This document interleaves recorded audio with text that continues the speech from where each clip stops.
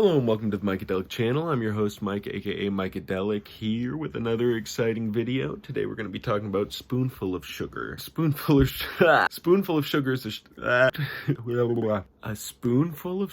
is a Shudder original film about a disturbed babysitter who experiences a sexual awakening while using LSD to alternatively treat a seemingly sick child from a family with dark secrets of their own. And the sick is in quotes in the logline. The director's Mercedes Bryce Morgan. This was released, I think, very recently. According to the internet, it may have dropped February 21st or earlier, but the official release date is March 2nd, 2023. Stars Morgan Saylor as Millicent. Did I pronounce that right? Millicent? Kat Foster as Rebecca, the mom. Michael Oliver as Jacob, the dad. And Danilo Crovetti as Johnny, the little boy. And there's Keith Powell as Dr. Welsh. I think he was maybe in 30 Rock. Laura Coover as Julia. Sean Wilson as Esther. Christiana Montoya as little girl. And David Yao as, I don't know, it just says David Yao. Let me check that other site.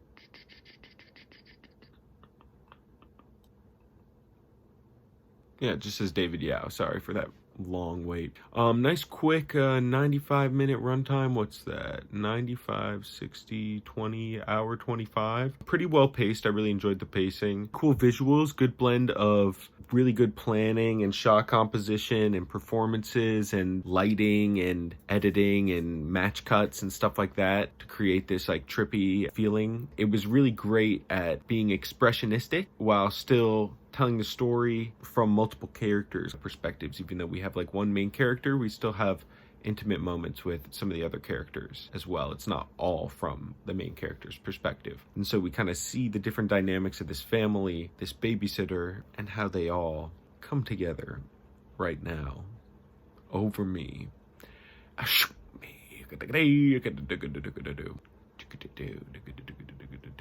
your basic description. Now we're going to get into a little behind the scene / fun facts. This was written and greenlit by the production company Vanishing Angle. It seemed in the interview, I was a little confused. I think it was greenlit by Shudder, and then it was picked up by Shudder for distribution after it was in festivals. So I don't know if Shudder paid for it, but it says it was produced by Vanishing Angle online, and they seem to produce some cool small stuff. The only one I really recognized was Greener Grass, which I haven't seen, but I have seen that poster, and it like gave me a weird feeling, and I was like, I think I have to watch this. So I'll be back. I think I'll watch that. Maybe I'll talk about it. Like I was saying, it was written and greenlit before COVID, and they had to wait like a year or two before they actually began production. So it was their longest time for their cast or crew, their longest time between like a green light and an actual production. And it was written by Leah St. Marie.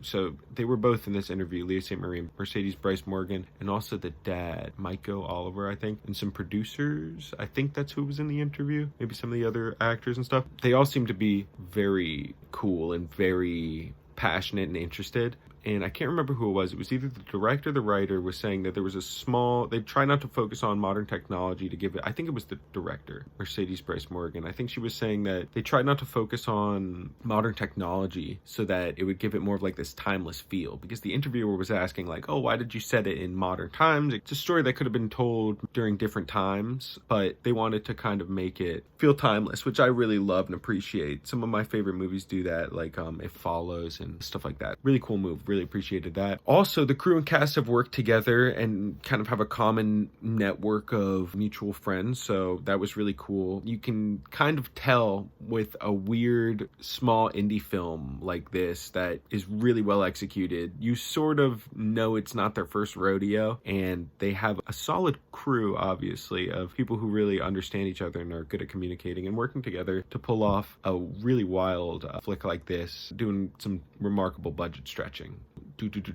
As far as the kid, this boy, Johnny is the character, and I was thinking, man, like, how do you work with a kid like that, get a performance like that in a film like this, and not traumatize the crap out of the kid? Well, you work intensely with the kid's parents. The kid's parents were apparently very involved. The filmmakers actually kind of knew the kid's parents because whoever plays Johnny, Daniello Crovetti, his parents kind of already knew the filmmakers because of, like, through the cousin or whatever. Like, they had kind of heard that the cousin had a good experience. They had heard that his cousin had a good experience working on the other film, and so they were looking forward to working on this film. The filmmakers were very collaborative, and they were able to give him the information he needed without, traumatizing him. And for anything that was too gnarly for him to be actually in the shot was something that would, scar him, they used CG or effects to comp or put the shot together and make it look like he was there when he wasn't.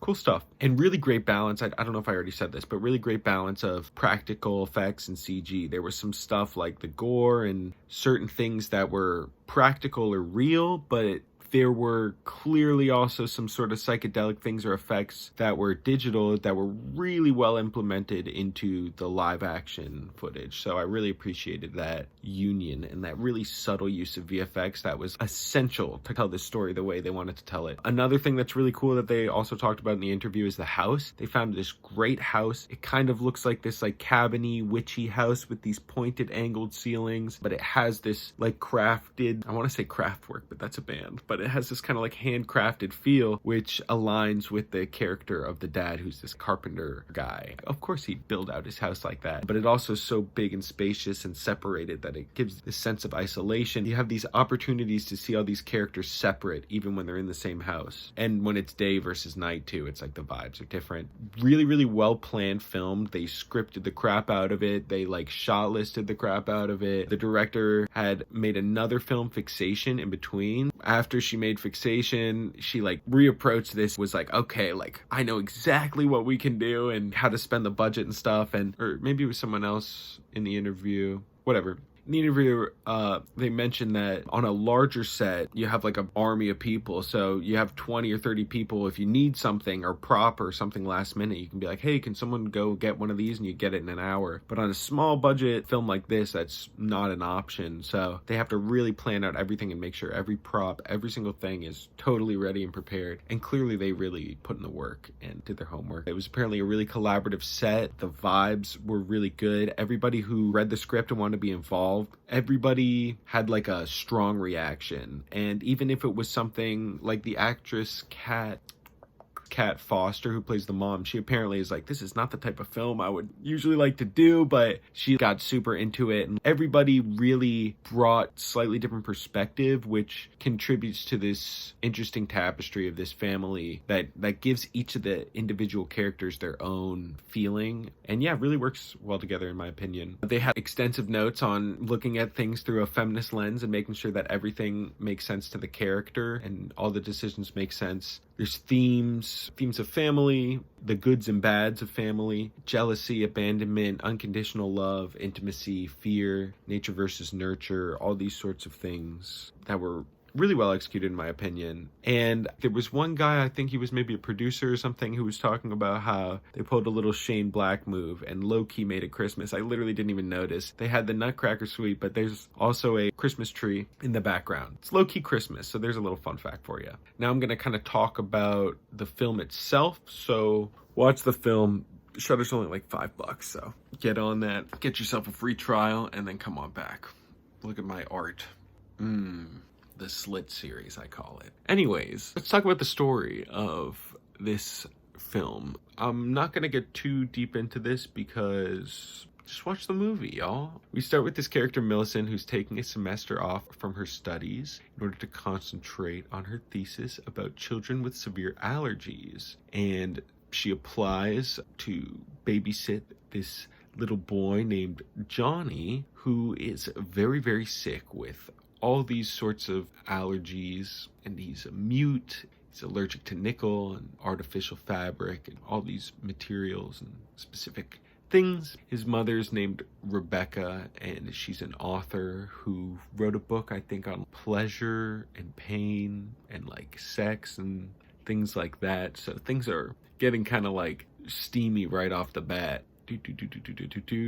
And Johnny's dissatisfied father, Jacob, spends sweaty, shirtless days toiling away on a carpentry project in the backyard, according to this description on hammerhouseofhorror.com. fandom.com because someone didn't want to give this a proper Wikipedia page. That's your basic kind of story. I really just don't even want to talk about the spoilers story-wise because I really just like this film. So that's not even spoilers. That's just what happens in the story. So I'm now going to talk about spoilers and kind of like an analysis. So I'm going to try to be as spoiler-free as I can, but if you haven't seen the film, no guarantees. I'm going to get into spoiler territory. I'll probably give you more certain notice, but as of right now, we're getting into themes and things like that and analysis. So it's going to get a bit spoilery, no doubt. So spoilers. First thing we're going to talk about are apples. Apples are a symbol that we see throughout the film, and they kind of talked about this in the interview, so maybe you won't call this a spoiler per se, but apples are an interesting symbol because they can signify a lot of things. Technology, specific technology company, but that's not really, I think, what we're referring to in this particular circumstance. It's a little bit more of the original sin. We see a lot of that, one bite out of the apple. Again, the technology company, but no. They're referencing, fruit and knowledge, forbidden fruit. Original sin, oranges in The Godfather, of course, similar fruit imagery with maybe some foreshadowing or, pay attention when you see things, maybe some mirrors between what's happening with things. Hint, hint. Adam and Eve, apple a day keeps the doctor away. Health. You bite an apple, you get a worm, maybe something evil inside, something sweet. And teachers, which, like a babysitter's kind of like a teacher in a way. Cover that ear up.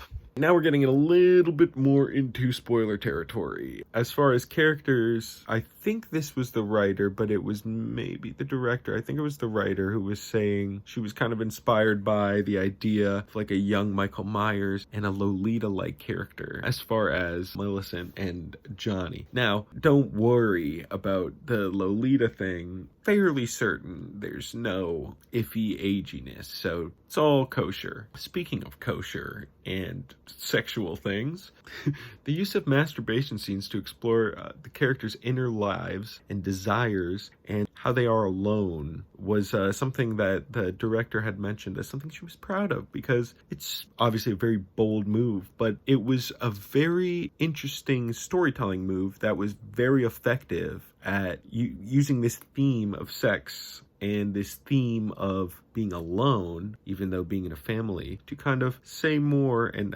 show us something about these different characters and how they act when they're alone versus how they act when they're together. Fucking brilliance. We love some storytelling. Top-notch filmmaking. And of course, huge thing, trust between the actors and the directors for intimate scenes. The actor who played the dad, what was his name? Miko? He was saying that he totally trusted the director, Mercedes Bryce Morgan, sorry. He was like totally trusting in Mercedes Bryce Morgan because obviously some of these scenes, he's got some tugging at scenes, he's got a certain number of intimate scenes, and he's coming from like Glee and stuff like that. He really hadn't had a lot of experience with stuff like that, and he was going 0 to 60, but he totally trusted the director, and that's something that's super awesome, and something that, just to kind of wrap this whole thing up, as someone who, let me flex, went to film school, filmmaker and whatnot myself, independent, low budget, of course, I really love to see and hear these stories of healthy sets and good relationships and people who are making films, who love making films and want to tell stories, and actors who want to expand their repertoire and take chances and make art and contribute to the canon of film. Storytelling of pictures moving in time with sound. I love it. Overall, review-wise, I really enjoyed Spoonful of Sugar. Everything from the visuals, the pacing, the editing, the performances, the symbolism, the thematic depth, the impressive feat of pulling off working with a child actor. I really loved it. Check it out. Spoonful of Sugar. It's on Shudder. If you like some disturbing, intimate, psychedelic horror, give it a go. I really liked it. One more thing. I really liked the dialogue, specifically Millicent. Why do I feel like I'm saying that wrong? Millicent, she had these things she would say to Johnny as the acid factor is ramping up. And she's saying these like specific, very trippy things like, I understand. And like, just the way it's said is so on point for kind of the psychedelic vibe that I really appreciated that. And I was saying in my recent video talking about a bunch of movies I watched in the last 2 months that in Mandy, they had psychedelics and violence, and it didn't combine well. This combined them very well. And I think I said in that you can't combine psychedelics and violence. That's not true. This combines psychedelics and violence. Apocalypse Now combines the kind of psychedelic mindset with violence. There's ways to do that in film, so I take that back. This was gnarly. I didn't love the ending. It made me a little sad. I kind of was rooting for spoilers, was rooting for the protagonist, but I feel like in the end, what it says is more profound than if the protagonist got away with it or whatever. That would have been some kind of fun ending. This really says something, and it makes me want to watch it again. I've only seen it once, but I feel like there's so many little things, like the pictures of the old babysitter and stuff like that, just really subtle stuff that I didn't even pick up on. That's all I gotta say. I feel like I've kind of not said that much because I didn't want to talk about spoilers of that plot breakdown, so tell me if I'm just a poser who's full of garbage and I didn't say anything at all. But if I did say something that piqued your interest, let me know what you think. Did you see Spoonful of Sugar? Do you want to see Spoonful of Sugar? Let me know your thoughts in the comments below. While you're here, you might want to stick around, check out some other videos I got plenty of reviews. I just recently reviewed 80 plus movies. The video's like less than a half an hour, so some of them I talk about for longer than others, but last 2 months I watched a whole bunch of movies. You want some recommendations? Check that one out. Also got some new tunes that have been dropping, plenty of new videos. Before I sign off, I just wanted to give a quick shout out to Haunted Hippie's channel because been really enjoying her content lately. It just gets me excited to talk about movies and stuff because, again, like seeing this film, there's nothing more inspiring as someone who's an aspiring filmmaker, seeing fellow filmmakers who are passionate about the form and who are good people, because especially with the recent political things and all the nastiness that happens in Hollywood, it gives you such a bad taste in a way for the industry, but it's so refreshing to be diving back into that world after kind of focusing on music for so long and seeing that, especially post-COVID, there's such a resurgence of artists and people who really love making films, and it's the positive side effects of COVID, of people maybe being locked down and going, I've always wanted to make a movie, or finally taking that step to put their things out in the world. And it's Women's Month, gotta rep. And there was a great stream on Kylie's channel, Haunted Hippie's channel, recently for March, which is Women's Month. So if you need some more recommendations on films directed by women, check out that stream. And that's got some great recs. I actually watched this in prep for that and ended up having a bunch of great recs from that stream too. So definitely check out her channel, Haunted Hippie. Scream is coming soon. I might be talking about Scream. You know what? I'll hold myself to it. I will be talking about definitely at least Scream 6, if not a little franchise recap. It is Scream season, in case you weren't hip. On that note of recommendations, once again, Haunted Hippie, Kylie's got some great Scream content. She's just been dropping this Scream series that I just watched the recent one, and I was like, I gotta talk about movies too. I'm getting so jazzed. And Royal Horror also just dropped this recent video that was comparing Scream and Urban Legend, which I think I might watch now. And I was like, that's a great video idea. Some great Scream content coming out these days. Keep your eyes and ears peeled. Let me know you're going to see Scream 6. Let me know if you want to see Spoonful of Sugar. If you're like, I would never see a movie like this. This sounds terrible. If you just want to say hi. Okay, once I start talking over like 25 minutes, then my mind starts to, something happens and I just go insane and turn into an insane person. This is now that time. So I'm going to sign off. Thanks for watching the mykeadelic channel. I've been Mike, aka mykeadelic. I'll continue to be Mike, aka mykeadelic, in the future. If you liked the video, give it a like. Make sure you subscribe and hit the bell for notifications, because I only it's gone. Nope, it's gone. I almost have 100 subscribers, so let's get to 100. That would be cool. And new videos, like tri-weekly is what I've been doing, but it's a lot. and I need to work, so that might slow down. But I'm trying to get to 100 videos first. I almost have 100, so... Anyways, thanks for watching the mykeadelic channel. I've been Mike, aka mykeadelic. Please like, comment, subscribe, leave a comment, send me your home address, social security number, credit and debit card information, and new videos coming out tri-weekly. Yeah, I guess that's it. Love ya. Bye. What's that? No, I'm making a video. A video. No, I love you, Mom. It was just my hand. It wasn't even a phone. See, I told you I go insane after 25 minutes.